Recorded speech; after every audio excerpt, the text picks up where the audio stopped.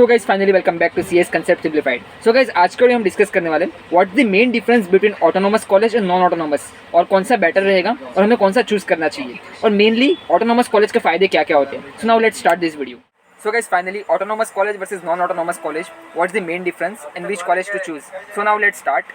So guys, first of all, अगर आप इस चैनल पर नए हो, सबसे पहले चैनल को सब्सक्राइब करके रख दो और एक बार चैनल विजिट करके देखना। इस चैनल पे आप सबको MHT CET के रिलेटेड हर एक अपडेट में प्रोवाइड कर रहा हूँ, related to exam dates and schedule and complete guidance. And guys also इस चैनल पे आप सबको अमेजिंग PDF भी मिल जाएगी for top colleges Mumbai, Pune, Nagpur, Nashik, हर एक रीजन के आपको टॉप कॉलेजेस की PDF भी मिल जाएगी। और चैनल का शॉर्ट सेक्शन विजिट करना मस्ट है। Short section of this channel has an amazing collection of videos. So guys, now let's start. Autonomous versus non-autonomous. Which college to choose and what's the main difference? So first of all, autonomous college. Autonomous की बात की जाए, सबसे पहले आता है governance. अभी governance में आता है an autonomous college have an higher degree for the self governance and operate more independently. मतलब उनको परमिशन लेने की ज़रूरत नहीं है from the affiliated university. So university से परमिशन लेने की ज़रूरत नहीं है, खुद के डिसीजन खुद ले सकता है। ये पॉइंट है गवर्नेंस का। Second, curriculum. It has a freedom to design and revise their own curriculum, allowing a flexibility and adoption to the industrial demand. So जैसे जैसे इंडस्ट्री डिमांड कर रही है, जैसे जैसे नए नए कोर्सेज आ रहे हैं, जैसे नए नए चेंजेस हो रहे हैं इन द करिकुलम, सो वो लोग अपना खुद का सिलेबस खुद से डिज़ाइन करते हैं। सो थोड़ा बहुत चेंजेस रहता है। मुंबई यूनिवर्सिटी, पुणे यूनिवर्सिटी या फिर एनी अदर यूनिवर्सिटी से जो भी एफिलेटेड कॉलेजेस होते हैं, तो उसमें थोड़ा बहुत आपको ऑटोनॉमस कॉलेजेस में सिलेबस में डिफरेंस मिलेगा, बिकॉज वो लोग अडप्ट करते हैं according to the industrial standards. उसके बाद आता है एग्जामिनेशन सिस्टम। ये सबसे मेजर पॉइंट है। Autonomous college conduct their own examination and have an authority to evaluate and declare result independently. इसका मतलब है ऑटोनॉमस कॉलेज के एग्जाम्स वो लोग खुद से कंडक्ट करते हैं, खुद से पेपर बनाते हैं, खुद से पेपर चेक करते हैं और रिजल्ट भी खुद से डिक्लेयर करते हैं। सो अगर आपकी अपने प्रोफेसर से अच्छी बनती हो, सो आप एक्सपेक्ट कर सकते हो कि आपको ज़्यादा मार्क्स मिल सकते हैं, क्योंकि जो भी अगर आप नॉन ऑटोनॉमस कॉलेज में जाओगे तो वहाँ पे जो पेपर होते हैं वो यूनिवर्सिटी में जाते हैं चेक होने को। सो वहाँ पे आपको नहीं मालूम कि कौन सा प्रोफेसर आपके पेपर चेक कर रहा है, बट ऑटोनॉमस कॉलेज में ये श्योर है कि आप ही के कॉलेज के प्रोफेसर आपके पेपर चेक कर रहे हैं। ये हुआ एग्जामिनेशन सिस्टम की। उसके बाद आते हैं financial autonomy. So they have the greater financial independence, allowing them to manage their fund and allocate resources as per their priority. So अभी कॉलेज में जो फंड आते हैं, तो अभी उनको परमिशन लेने की ज़रूरत नहीं है यूनिवर्सिटी से, वो अपने फंड को खुद से मैनेज कर सकते हैं। सो खुद से वो लोग डिसीजन ले सकते हैं कि उनको अपने फंड कहाँ पे री इन्वेस्ट करने हैं। उसके बाद आती है रिसर्च इनिशिएटिव्स। ये भी एक मेजर पॉइंट है। Autonomous college can undertake research project, collaborate with the industry and establish academic partnership with more freely. So autonomous college में जो भी होता है वो ज़्यादातर इंडस्ट्री के साथ कोलैबोरेशन में ही होता है। आपको जो भी प्लेसमेंट होती है, इंटर्नशिप होती है, वो ज़्यादातर आपको अपने एफिलेटेड इंडस्ट्री के साथ ही मिलती है, कॉलेज एफिलेटेड इंडस्ट्रीज। सो कई सारे कॉलेजेस में ऐसा भी होता है कि वो लोग कंपनी के साथ सीधा टाई अप कर लेते हैं कि हमारे आपको कॉलेज में से इतने बच्चे लेने ही हैं। So most of the colleges में ऐसा होता है, टाई अप सिस्टम चलता रहता है। Just for an example, DJ Sanghvi में JP मॉर्गन से हर साल बच्चे जाते ही है, और JP मॉर्गन का जो प्रोग्राम रहता है इंडस्ट्रियल ट्रेनिंग प्रोग्राम, सो उसमें भी स्टूडेंट्स जाते हैं। So they have tie up with the JP Morgan और ऐसे ऐसे कई सारी टॉप कंपनीज के साथ कॉलेज टाई अप करके रखते हैं। सो ये हुआ। अब बात आती है डिसीजन मेकिंग की।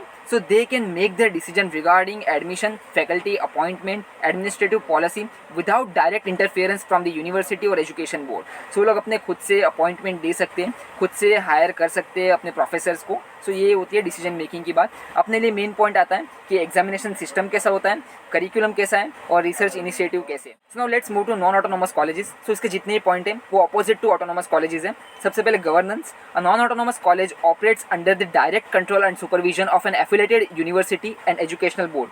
सो उनको सब परमिशन ग्रांट करनी पड़ती है फ्रॉम दी एजुकेशनल बोर्ड या फिर अपनी एफिलेटेड जो यूनिवर्सिटी है उनसे। उसके बाद करिकुलम जो यूनिवर्सिटी का बेस्ड होता है वही करिकुलम से उनको ऑपरेट करना पड़ता है। सिलेबस की जो यूनिवर्सिटी का सिलेबस है वैसा सेम टू सेम सिलेबस उनको फॉलो करना पड़ता है, उसमें वो लोग चेंजेस नहीं कर सकते। सो वहाँ पे लिमिटेड स्कोप है मॉडिफिकेशन का। उसके बाद आता है एग्जामिनेशन सिस्टम। सो एग्जामिनेशन सिस्टम में जो होता है वो आपके जो पेपर्स जो होते हैं वो यूनिवर्सिटी से बन के आते हैं, उसके बाद चेकिंग के लिए वापस यूनिवर्सिटी में जाते हैं और रिजल्ट भी आपका यूनिवर्सिटी निकालता है। सो आपको नहीं मालूम कि कौन से कॉलेज के प्रोफेसर आपके पेपर चेक कर रहे हैं। सबसे बड़ा डिसएडवांटेजेस वही है। सो ये हुआ। उसके बाद आता है फाइनेंशियल डिपेंडेंसी। सो उनके पहले उनको सब अप्रूवल कलेक्ट करने पड़ते हैं। सो फाइनेंशियली जो भी उनको री इन्वेस्टमेंट करना है कॉलेज के कैंपस के ऊपर या फिर मैनेजमेंट के ऊपर, सो उनको पहले परमिशन ग्रांट करनी पड़ती है फ्रॉम दी यूनिवर्सिटी या फिर एजुकेशनल बोर्ड, और वहाँ से जैसे परमिशन मिलती है उसके बाद वो लोग अपने मैनेजमेंट में जो भी उनको फंड री इन्वेस्ट करने होते हैं उसके बाद वो लोग कर सकते हैं। उसके बाद बात करते हैं रिसर्च लिमिटेशन की। तो इसमें रिसर्च वर्क बहुत लिमिटेड होता है। क्यों? क्योंकि ये सब अप्रूवल लेना पड़ता है फ्रॉम द यूनिवर्सिटी। अगर यूनिवर्सिटी अप्रूव करेगी तभी आपको वहाँ पे ये रिसर्च वर्क के लिए आपको इतने फंड ग्रांट होंगे, और फंड ग्रांट होने के बाद आपको प्रोफेसर जो असाइन होते हैं फॉर द रिसर्च वर्क, उसके बाद ये सब चीज़ें होती है। सो इसमें मेन यही लिमिटेशन आ जाती है कि आपको परमिशन ग्रांट करनी पड़ती है फ्रॉम द यूनिवर्सिटी। अगर यूनिवर्सिटी आपकी येस बोलती है तभी आप वो रिसर्च को कंटिन्यू कर सकते हो कॉलेजेस में। सो ये हुआ। बाद में decision making, so they have to follow the decision in the policy made by the university. So university जो पॉलिसीज बनाएगी, जो रूल्स एंड रेगुलेशंस बनाएगी, वही आपके कॉलेजेस को फॉलो करने पड़ेंगे, खुद से कुछ भी चला नहीं सकते। सो यूनिवर्सिटी ने जैसे रूल्स बनाए वैसे ही रूल्स को फॉलो करना पड़ेगा। So these are the highlighted contrasting level of an autonomy and independence enjoyed by the autonomous college as compared to non-autonomous college in the various aspect of their operation. So major अभी decision लेने की बारी आई, तो आप please autonomous college को ज़्यादा preference दो rather than choosing a non autonomous college. ऐसा क्यों? क्योंकि ऑटोनॉमस कॉलेज में आपके पेपर खुद आप ही के कॉलेज बनाएंगे, खुद आप ही के प्रोफेसर वो आपके पेपर्स चेक करेंगे और आप ही को मार्क्स देंगे। सो अगर आपके कॉन्टेक्ट्स अच्छे हों तो आपको ज़्यादा मार्क्स मिल सकते हैं। सेकेंडली, सिलेबस बहुत रिवाइज्ड रहता है, एकदम लेटेस्ट सिलेबस के ऊपर वो लोग काम करते हैं। बाकी अगर आप देख सकते हो मुंबई यूनिवर्सिटी, पुणे यूनिवर्सिटी के सिलेबस आपको old fashion 20 year old syllabus मिलेंगे, उसमें अभी तक कई सारे चेंजेस हुए ही नहीं हैं। बट जो ऑटोनॉमस कॉलेजेस हैं उसमें सिलेबस में बहुत रैपिडली चेंज होते रहते हैं। सो ऑटोनॉमस कॉलेज को ज़्यादा प्रेफरेंस देना as compare to syllabus, as compare to research work and as compare to your examination policies.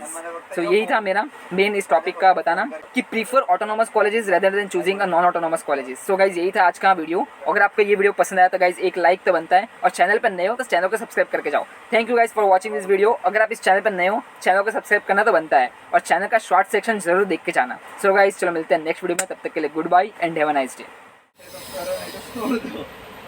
Bye bye.